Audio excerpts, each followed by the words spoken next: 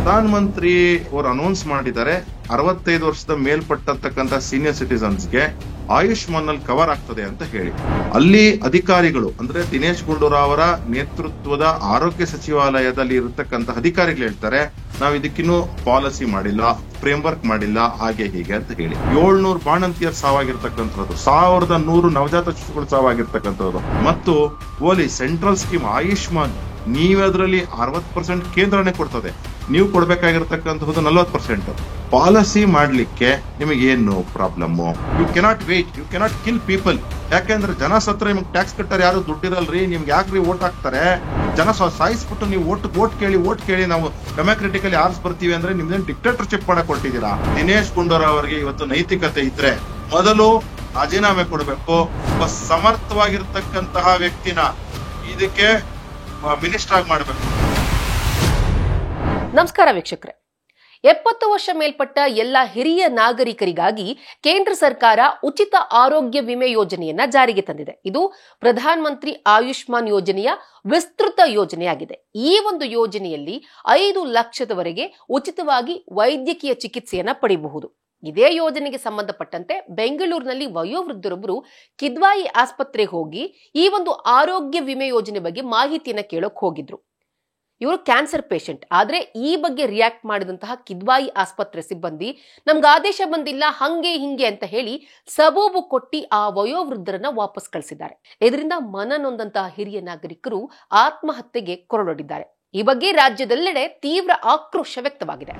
ನಾವು ಇವತ್ತು ಅಂತಂದ್ರೆ ಈಗ ಬಂದಿರತಕ್ಕಂತ ರಿಪೋರ್ಟ್ಸ್ ಪ್ರಕಾರ ಒಬ್ಬ ಮುತ್ತು ವಿಜ್ಞಾನಂ ಅಂತ ಹೇಳಿ 73 ವರ್ಷದ ವೃದ್ಧ, ಅವ್ರಿಗೆ ಕ್ಯಾನ್ಸರ್ ಆಗಿರ್ತದೆ.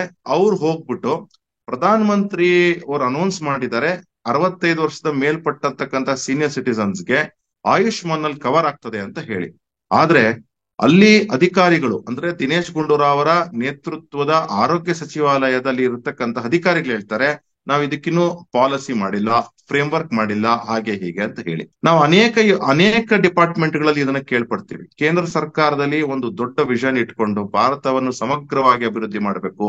ಎಲ್ಲಾ ಕ್ಷೇತ್ರಗಳು, ಆರೋಗ್ಯ ಕ್ಷೇತ್ರ ಇರ್ಬೋದು, ಶಿಕ್ಷಣ ಕ್ಷೇತ್ರ ಇರ್ಬೋದು, ಮತ್ತು ರೂರಲ್ ಡೆವಲಪ್ಮೆಂಟ್ ಇರ್ಬೋದು, ಅರ್ಬನ್ ಡೆವಲಪ್ಮೆಂಟ್ ಇರ್ಬೋದು, ಕೃಷಿ ಕ್ಷೇತ್ರ ಇರ್ಬೋದು, ಇವೆಲ್ಲವನ್ನು ಸಹ ನಾವು ನೋಡ್ಕೊಂಡೇ ಬಂದಿದ್ದೀವಿ. ಆದ್ರೆ ಇಂತಹ ಒಂದು ಅನೇಕ ದೊಡ್ಡ ಯೋಜನೆಗಳನ್ನ ರಾಜ್ಯ ಸರ್ಕಾರ ಯುಟಿಲೈಸ್ ಮಾಡ್ಕೊಳ್ಳೋದ್ರಲ್ಲಿ ವೈಫಲ್ಯತೆಯನ್ನು ತೋರಿಸ್ತಾ ಇದೆ. ಮತ್ತೆ ಇದೆಲ್ಲ ಒಂದ್ ಕಡೆ ವೈಫಲ್ಯತೆ ಆದ್ರೆ ಹೋಗ್ಬಿಟ್ಟು ಕೇಂದ್ರ ಸರ್ಕಾರ ನಮ್ಗೇನು ಬಂದಿಲ್ಲ, ನಮ್ಗೆ ಹಣಕಾಸು ಬಂದಿಲ್ಲ, ಹಾಗೆ ಹೀಗೆ ಅಂತೇಳಿ ಇಂಥ ವ್ಯಾಪಕ ಭ್ರಷ್ಟಾಚಾರ ಮಾಡ್ಲಿಕ್ಕೆ ನಿಮ್ಗೆ ಕೈಗೆ ದುಡ್ಡು ಕೊಡ್ಬೇಕಾ?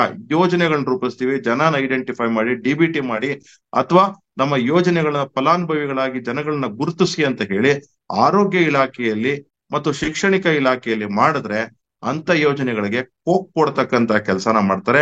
ಯುಟಿಲೈಸೇಷನ್ ಆಫ್ ಫಂಡ್ಸ್ ಮಾಡ್ತಾ ಇಲ್ಲ. ಮತ್ತು ಓಲಿ ಸೆಂಟ್ರಲ್ ಸ್ಕೀಮ್ ಆಯುಷ್ಮಾನ್, ನೀವದ್ರಲ್ಲಿ 60% ಕೇಂದ್ರನೇ ಕೊಡ್ತದೆ, ನೀವು ಕೊಡ್ಬೇಕಾಗಿರ್ತಕ್ಕಂಥದ್ದು 40%. ಪಾಲಿಸಿ ಮಾಡ್ಲಿಕ್ಕೆ ನಿಮಗೆ ಏನು ಪ್ರಾಬ್ಲಮ್? ಮಿನಿಸ್ಟರ್ಗೆ ಇಂಟ್ರೆಸ್ಟ್ ಇಲ್ಲ ಅಂತಂದ್ರೆ ಆ ಪೋರ್ಟ್ಫೋಲಿಯೋ ತಗೊಂಬಾರ್ದು. ಅಥವಾ ಅಜ್ಞಾನ ಇದೆ ನನಗೆ ಇದ್ರಲ್ಲಿ ಜ್ಞಾನ ಇಲ್ಲ ಅಂತ ಹೇಳಿದ್ರೆ ತಗೊಂಬಾರ್ದು. ಆರೋಗ್ಯ ಸಚಿವ ದಿನೇಶ್ ಗುಂಡೂರಾವ್ ಅಂತೂ ಹೆಲ್ತ್ ಮಿನಿಸ್ಟರ್ ಆಗಿ ಕಂಪ್ಲೀಟ್ ಆಗಿ ಫೇಲ್ ಆಗಿದ್ದಾರೆ. ರಾಜ್ಯದಲ್ಲಿ ಸರಣಿ ಬಾಣಂತಿಯರ ಸಾವಾಯ್ತು, ನವಜಾತ ಶಿಶುಗಳ ಸಾವಾಯ್ತು, ಕಣ್ಣು ಬಿಡೋಕು ಮುನ್ನ ಕಂದಮ್ಮಗಳು ಉಸಿರು ಚೆಲ್ಲಿವೆ. ಈಗ ಈ ವೃದ್ಧನ ಆತ್ಮಹತ್ಯೆ ಪ್ರಕರಣ. ಇಷ್ಟೆಲ್ಲ ಸಾವಿನ ಸರಣಿ ಆಗ್ತಿದ್ರು ದಿನೇಶ್ ಗುಂಡೂರಾವ್ ಮಾತ್ರ ತನಗೂ ಹಾಗೂ ಈ ಪ್ರಕರಣಗಳಿಗೂ ಯಾವುದೇ ರೀತಿ ಸಂಬಂಧ ಇಲ್ಲ ಅನ್ನೋ ರೀತಿಲಿದ್ದಾರೆ. ಡಿನ್ನರ್ ಮೀಟಿಂಗ್, ಆ ಮೀಟಿಂಗ್, ಈ ಮೀಟಿಂಗ್ ಅಂತ ಬ್ಯುಸಿ ಆಗಿದ್ದಾರೆ. ಹೀಗಾಗಿ ಸಚಿವರ ನಡೆ ವಿರುದ್ಧ ಸಾರ್ವಜನಿಕ ವಲಯದಲ್ಲಿ ತೀವ್ರ ಟೀಕೆ ವ್ಯಕ್ತವಾಗಿದ್ದು ಅವರ ರಾಜೀನಾಮೆಗೆ ಆಗ್ರಹ ಕೇಳಿ ಬರ್ತಿದೆ. ಆಯುಷ್ಮಾನ್ ಒಂದು ವಿಚಾರ ಆದ್ರೆ, ನಾನು ಆಗ್ಲೇ ಬಾಣಂತಿಯರ ಬಗ್ಗೆ ಕಂಪ್ಲೀಟ್ ನಿರ್ಲಕ್ಷ್ಯ.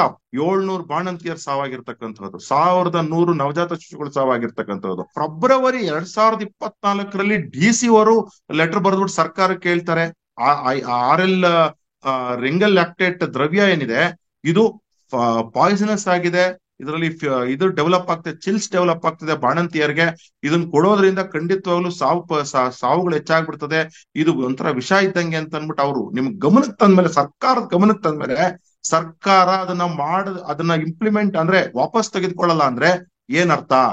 ಇದು ಭ್ರಷ್ಟಾಚಾರನ ಅಥವಾ ಸ್ವಿಮ್ಮಿಂಗ್ ಪೂಲ್ ಅಲ್ಲಿ ಮಜಾ ಮಾಡ್ಬೇಕಾ? ನೀವು 5-7 ಸ್ಟಾರ್ ಹೋಟೆಲ್ ಕುತ್ಕೊಂಡು ಡಿನ್ನರ್ ಮಾಡ್ಬೇಕಾ? ನಿಮ್ಗೆ ಅಸಮರ್ಥ ಇರತಕ್ಕಂಥದ್ದು. ನಿಮ್ ಪಾಲಿಸಿ ಪ್ಯಾರಾಲಿಸಿಸ್ 1-2 ಅಲ್ಲ, ಇದ್ರಲ್ಲೇ ನಿಮ್ಮ ಆರೋಗ್ಯ ಇಲಾಖೆ, ಎಸ್ಪೆಷಲಿ ಆರೋಗ್ಯ ಇಲಾಖೆ ಏನಿದೆ, ಇದು ಅತ್ಯಂತ ಸೂಕ್ಷ್ಮ. Decisions has to be taken within a single minute. You cannot wait, you cannot kill people. ಯಾಕೆಂದ್ರೆ ಜನ ಸತ್ರ ನಿಮ್ಗೆ ಟ್ಯಾಕ್ಸ್ ಕಟ್ಟರ್ ಯಾರು ದುಡ್ಡಿರಲ್ರಿ, ನಿಮ್ಗೆ ಯಾಕ್ರಿ ಓಟ್ ಹಾಕ್ತಾರೆ? ಜನ ಸಾಯಿಸ್ಬಿಟ್ಟು ನೀವು ಓಟ್ ಕೇಳಿ ನಾವು ಡೆಮೋಕ್ರೆಟಿಕಲಿ ಆರ್ಸ್ ಬರ್ತೀವಿ ಅಂದ್ರೆ ನಿಮ್ದೇನ್ ಡಿಕ್ಟೇಟರ್ಶಿಪ್ ಮಾಡಕ್ ಹೊರಟಿದ್ದೀರಾ? ಖಂಡಿತವಾಗ್ಲೂ ಹೇಳ್ತಾ ಇದೀವಿ, ದಿನೇಶ್ ಗುಂಡೂರಾವ್ ಅವರಿಗೆ ಇವತ್ತು ನೈತಿಕತೆ ಇದ್ರೆ ಮೊದಲು ರಾಜೀನಾಮೆ ಕೊಡಬೇಕು. ಕೇಂದ್ರ ಸರ್ಕಾರ ವಯೋವೃದ್ಧರಿಗೆ, ಹಿರಿಯ ನಾಗರಿಕರಿಗೆ ಸ್ವಾಭಿಮಾನಿ ಬದುಕನ್ನ ಕಟ್ಟಿಕೊಳ್ಳೋದಕ್ಕೆ ಸಹಾಯ ಆಗ್ಲಿ, ಅವರು ಆರೋಗ್ಯಯುತವಾಗಿರ್ಲಿ ಅಂತ ಹೇಳಿ ಈ ಒಂದು ಆರೋಗ್ಯ ಯೋಜನೆಯನ್ನ ಜಾರಿಗೆ ತಂದಿದೆ.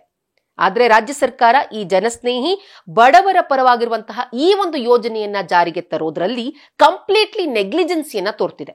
ಇದು ಹೀಗೆ ಮುಂದುವರೆದ್ರೆ ಇದನ್ನೇ ನೆಚ್ಚಿಕೊಂಡಿರುವವರಂತಹ ಕತೆ ಏನು? ಇನ್ನಾದ್ರೂ ಕೂಡ ರಾಜ್ಯ ಸರ್ಕಾರ ತನ್ನ ತಪ್ಪನ್ನ ತಿದ್ದುಕೊಂಡು ಈ ಒಂದು ಯೋಜನೆ ಜನರಿಗೆ ತಲುಪಿಸುವತ್ತ ಗಮನ ಹರಿಸಲಿ. ಈ ವಿಡಿಯೋ ಇಷ್ಟ ಆದಲ್ಲಿ ಲೈಕ್ ಮಾಡಿ, ಶೇರ್ ಮಾಡಿ, ಕಮೆಂಟ್ ಮಾಡಿ. ಹಾಗೆ ನೀವಿನ್ನು ನಮ್ಮ ಹೊಸ ದಿಗಂತ ಡಿಜಿಟಲ್ ಚಾನೆಲ್ನ ಸಬ್ಸ್ಕ್ರೈಬ್ ಆಗಿಲ್ಲ ಅಂದ್ರೆ ಈ ಕೂಡಲೇ ಸಬ್ಸ್ಕ್ರೈಬ್ ಆಗಿ.